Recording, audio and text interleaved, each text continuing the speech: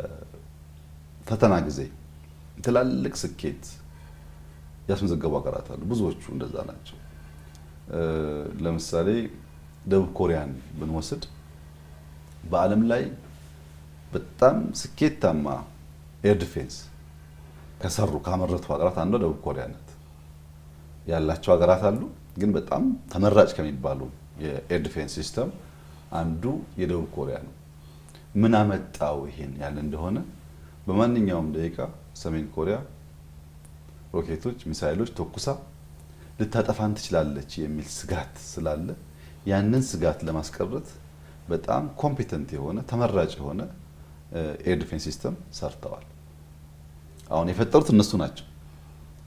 መነሻው ትሪገሪንግ ፖይንቱ ግን ኢሚዲየት ትሬት አለ፣ ያ አደጋ ሊያጠፋን ይችላል የሚል ስጋት በውስጡ ስላለ ነው።